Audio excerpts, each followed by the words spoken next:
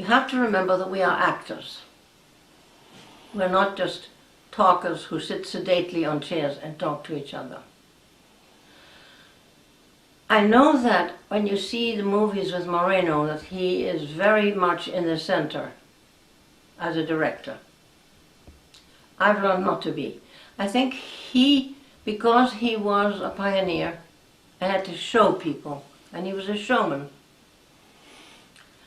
And he worked with very difficult patients, for whom he was a psychiatrist.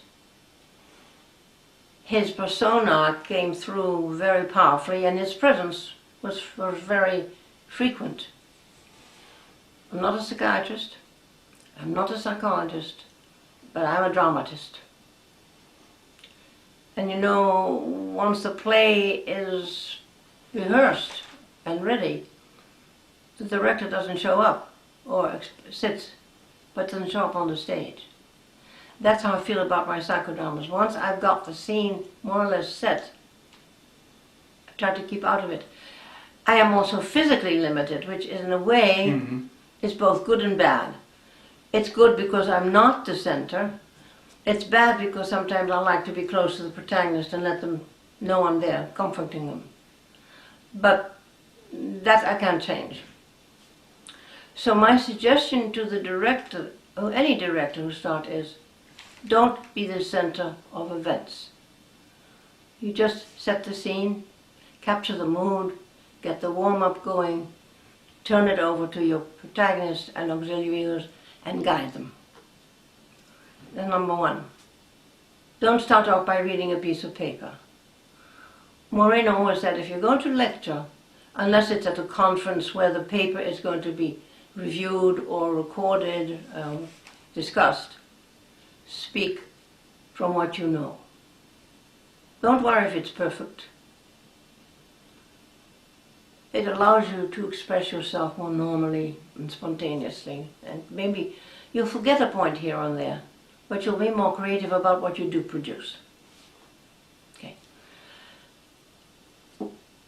The protagonist is the dramatist, not the director in that sense.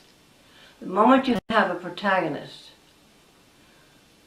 that person presents whoever is going to be role-playing, enacting a role for him.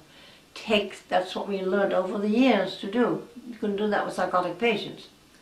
Take the role of your grandmother. Show me what she's like. Not how is she. Show me who she is.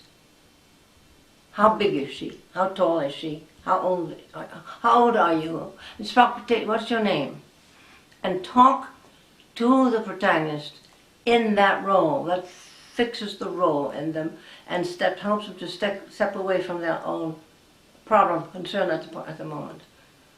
I hear you have a lot of grandchildren, and today there will be one of them meeting you, who's been very eager to meet you again.